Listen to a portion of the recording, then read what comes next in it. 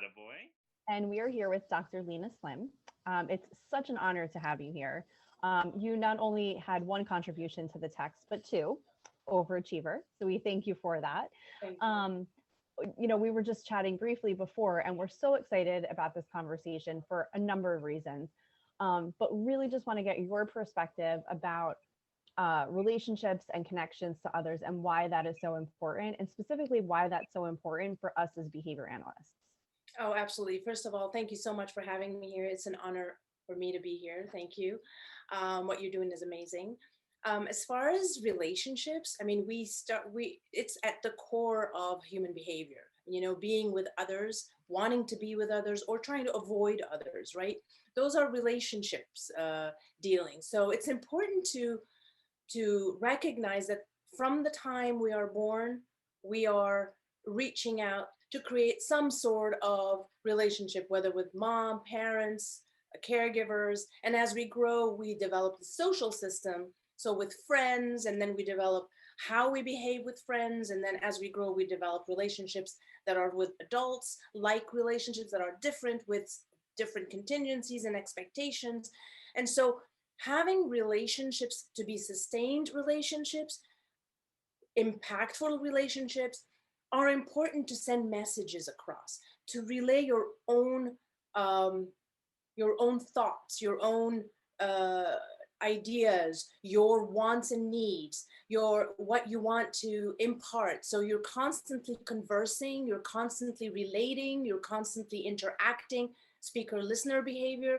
So verbal behavior is at the core of relationship, really at the core, and understanding that relationship in a behavior analytic way is a powerful way to improve on what we need to do, how we need to behave, how do we relay the message so that the listener, our community, receives it the way we intend it to be received. How do we build those relationships so that we can make something out of maybe a passion you have, or a goal to impact those that need help, or to change systems, in our society. Systems happen because of relationships. People work together, right? And when you're collaborating and working together, it's actually building those relationships and bridging those gaps in between. So relationships are at the essence of relaying that information that you want it to go through, and listening to others so that you can better understand how things could happen. As a behavior analyst, I'm passionate about sending this, this message of this powerful science, right? And disseminating the science of behavior analysis to those who will benefit from it. And for those who don't have a voice, that we can give them that voice to make a difference in their lives. And so how do we do that? Because behavior analysis is a culture by itself, and it's in kind of separate, and people don't know about it as much, right?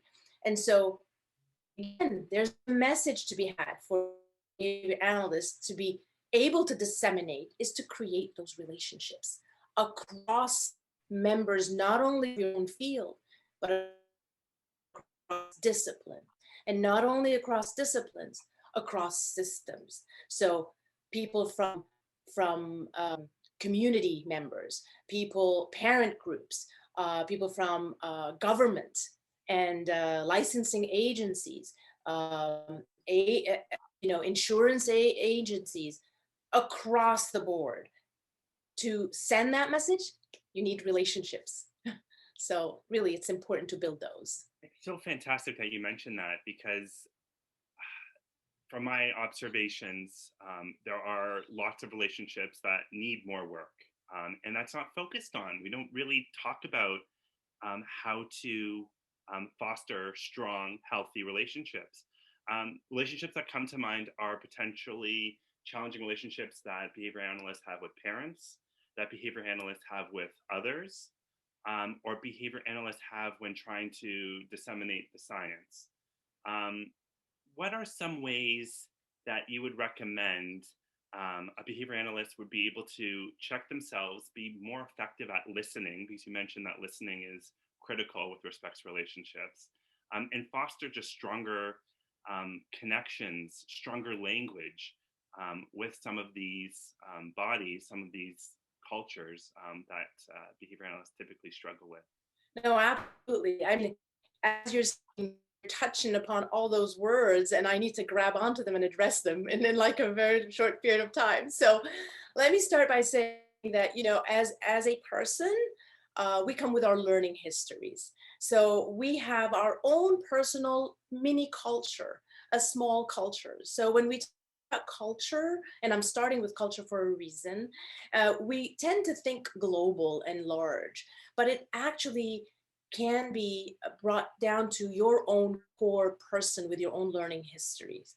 So we have our own biases, we have our own assumptions, everything that we've been conditioned and influenced by in our environment. You know, that makes who we are. So that's our culture. And then we step out of our culture and we have our family culture. Then we have our community culture. Then we have our field and our discipline culture, right? So all of those are different types of cultures. And then there are different cultures outside the world coming from different areas, families that come from different linguistic and cultural backgrounds. So why am I saying this? Because we need to start by having what we call cultural humility. And cultural humility is the ability to recognize that we don't know it all. There are some missing pieces in what we know and can do. And we need to be able to extend outward to learn and work with others and learn from others in order to be able to help others. So recognizing this means that bringing awareness and discriminating you know, our environment so that we are aware of the differences. So being in check of our own biases is definitely a component of our own assumptions to start with, which is important because it will definitely influence the way we behave. So we are in check with that. We tact it, our covert behaviors. And then we also try to learn to discriminate those others' behaviors so that then we can see the differences and appreciate those and be able to then listen. So, or feel with the other person. So have empathy and feel as if we are in their own shoes. But it starts with this humility, and humility starts with recognition and awareness and discrimination of our own perceptions. So to say what it is, culture, go ahead. Yeah, I really appreciate that. Like, so what showed up to me is like the cultural humility piece. And it's fascinating because I think behavior analysts, they typically go into situations, in many situations, and put out fires. They come in as experts. They come in to do potentially a quick job where they have a certain number of hours to like kind of correct or fix a situation. And you're right, like kind of there isn't necessarily that time allotted to invest in having conversations, in like kind of connecting with school personnel, connecting with the parents. And that piece is missing in many cases.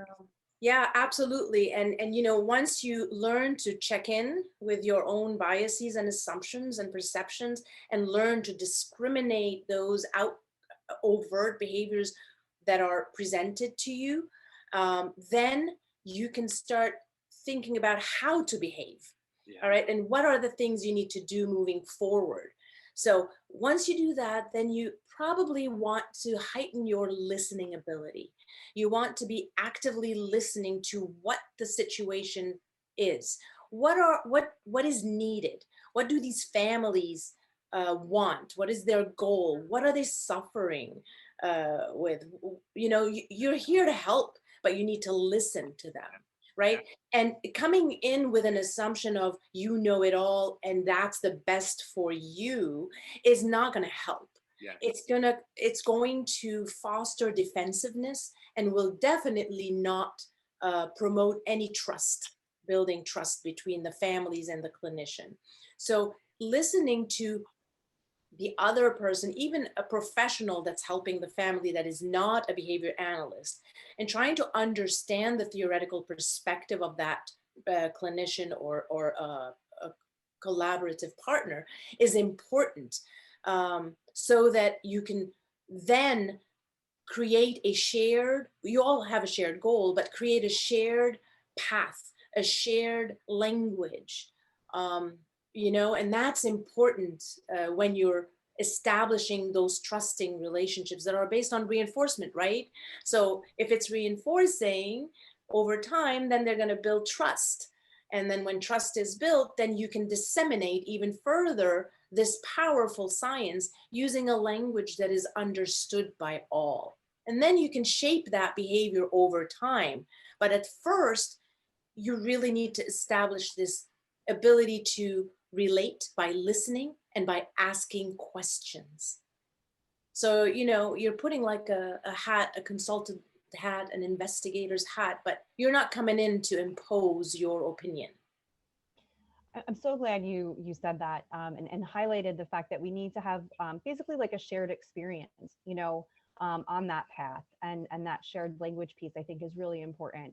Um, I am very invested in ACT, and I try to incorporate that language. What's showing up for me, or what showed up for you when that happened. And it's interesting how you said the shared language piece, because that seems to like level the playing field, because it can take maybe some of the emotion out of it. And I try to model that a lot for my families and for my supervisees, and just other, my own family and friends, just anybody I come into contact with. And I think that, some of us are a little bit more aware of what those skills are. We've done some of the self-reflection, we've done some of the work, we've kind of trialed and errored maybe some things, and have come to some conclusions that way. But I feel like this is something that is, in my opinion, missing from supervision across the board, missing from training across the board. We talk a lot about how cultural humility is just not, it's not talked about. It's sort of like, yeah, I understand people from other cultures, like maybe Google where they're from, and learn some things. But it's more than just taking your shoes off, right, when you walk in their house, Right, or wearing appropriate clothing. right. So do you have any thoughts about how we can um, really just move forward with that as a field, and make it more widespread, so it's not just a handful of us that are really in tune to that humility and that shared language, and all of those aspects that you hit upon? Right. Thank you for this question. Actually, if you don't mind, I'd like to share with you, and I will share with you that uh, it was really also an honor to have ABAI accept the supervision SIG. It's called Behavior Analyst SIG on Supervision, BASIGs. I'm the Chief Communication Officer Liaison to ABAI, and Casey Gerhardt is the co-chair. And they've accepted and approved to have a SIG on supervision to address specifically those concerns that you have. And this is really important because it starts, by educating people and providing training and mentorship throughout. So being a supervisor, is a big responsibility. Being a behavior analyst in the field also carries responsibility behind it, because we are ethically bound to provide effective access to effective treatment. So access to effective interventions wherever you go. And so this SIG is creating and developing a comprehensive module for supervisors, including the elements you had mentioned, including training on soft skills, on cultural competency, on diversity and inclusion issues, across settings to generalize. So with families, with colleagues, with other organizations and other stakeholders, with applied practice. We all know that we learn by consequences, right? So feedback is important. So this evaluative process is one that we're developing, and we have a path to seek that over time to maintain that ability to behave in ways that will build those relationships to allow this powerful science to to be accessed by all for whatever their conditions are, because this is something that is part of our human behavior. And so I'm happy about that. So what are things to be done? Definitely addressing what are those soft skills that are needed and how to teach them using behavioral skills training. We could do video self monitoring, which is a powerful tool, embedding them in education system coursework as well as in clinics. So it's basically reframing the culture of companies or organizations, reframing that and redefining what type of culture you want. You want one that is collaborative. So what are those collaborative competencies that you need to teach and practice?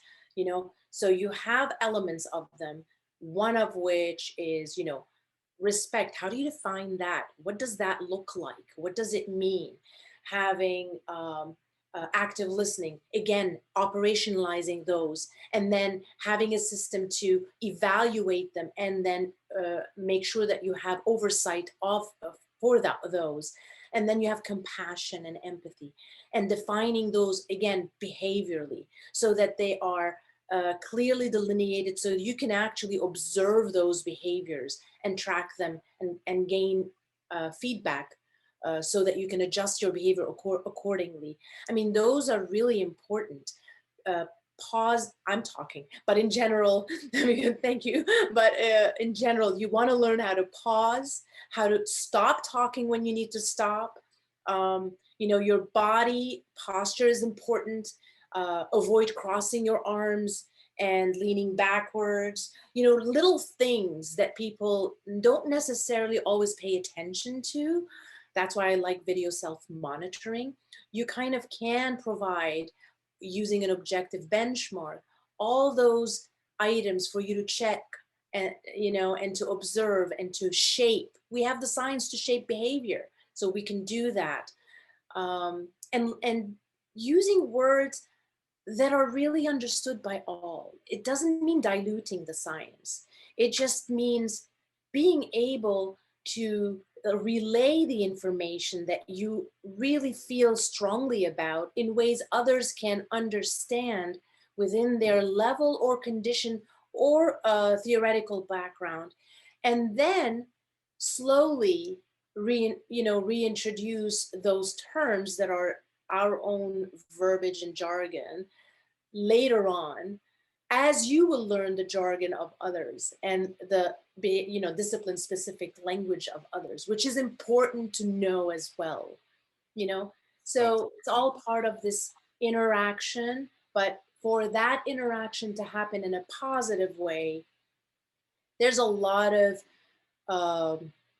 awareness and discrimination tasks and activities that need to happen and have oversight and feedback, so that it's shaped and maintained.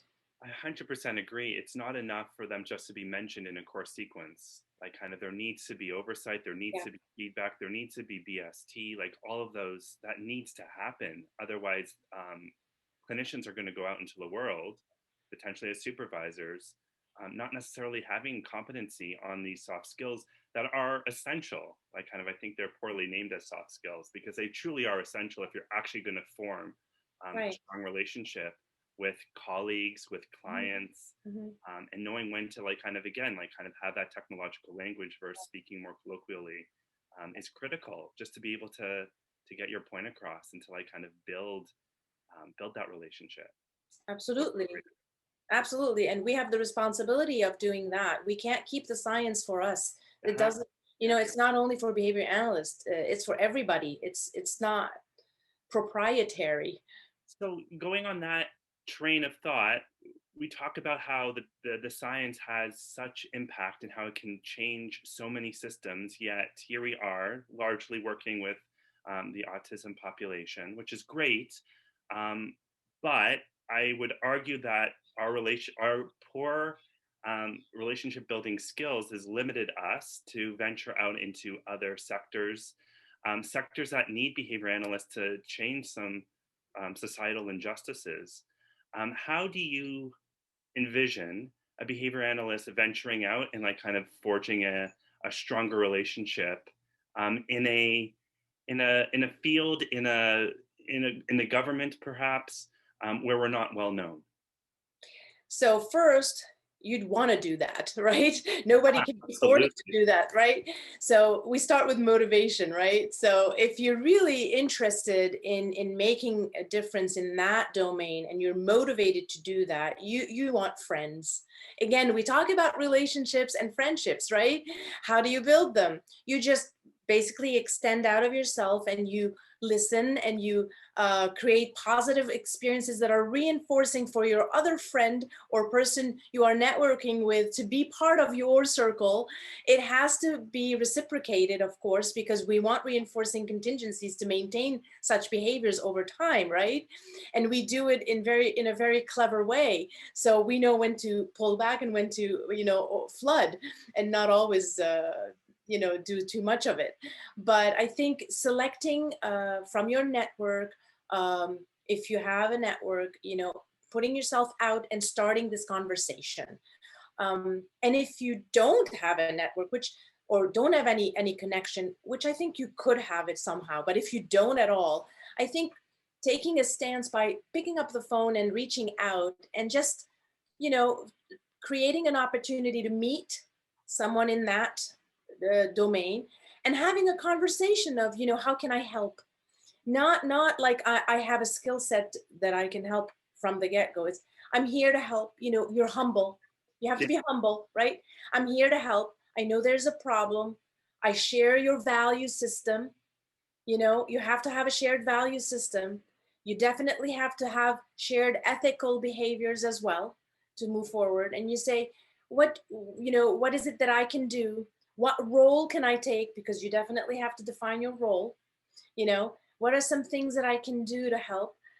Given my skill set, we talk about hard skills and soft skills. So you're using your soft skills first to introduce, to get this, introduction happening, and to hopefully have this conversation, a positive one, and once you establish that, maybe you're invited more to help. And then you then expose your you talk about your hard skills, what you can offer and how it can help. And slowly build that by, pairing yourself. And then again, we talk about shaping those positive behaviors over time, but definitely put yourself out there so that you can make a difference and make a change. And then being humble is important, and using your collaborative skills are important. When I talk about collaborative competencies, I refer to those uh, that the interprofessional education and collaborative framework from the World Health Organization brings forth for everyone working in the healthcare field and the education field, which comprise of 4 major competencies. So you have the values and ethics. So make sure to keep in check your values with the values of the people you talk with or you are surrounded by. And then make sure you develop shared work ethical, or ethical behaviors within the constructs that you are. Then number 2 competency, you want, roles and responsibilities. Those vary depending on the tasks you have, depending on the activity, depending on the people you work with, and they change their dynamic, but definitely those need to be always defined and not assume that you are above others. And so sometimes you need to receive training from others, sometimes you train others, and it's a back and forth. And the third is communication. How do you communicate? What is the modality? What type of language system you're using? Are you considering the preferred modality of others or only using your own? Are you asking questions about how best to get things across? How do you provide feedback? What makes you feel a better person? How do you like receiving feedback? You know, what type of feedback would you like to receive?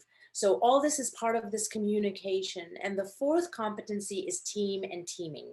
So understanding that decisions are made by teaming, not by an individual. So accountability is two parts. So you are accountable for what you do and how you behave and what you say, but also you are part of being accountable for the team to be successful.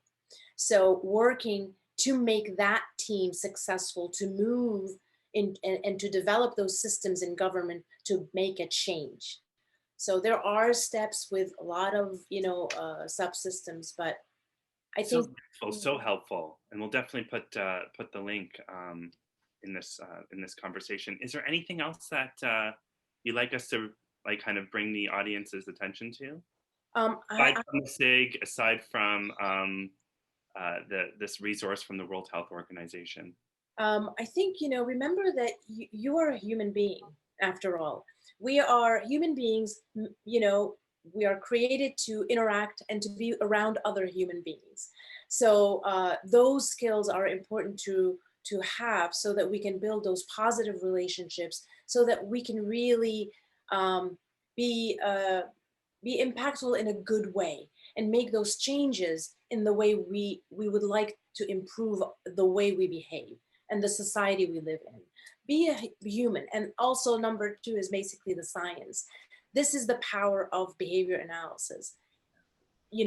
With behavior analysis, this science is not proprietary. It is to be shared. And it is our responsibility to do so in ways that are collaborative, respectful, compassionate, and humane. So that is our role, right? This is what we need to do. And so be human, a human being. Thank you so much for this, Lina. No, thank you. Time. This was wonderful. Thank you. Thank you so much for having me. Thank you so much.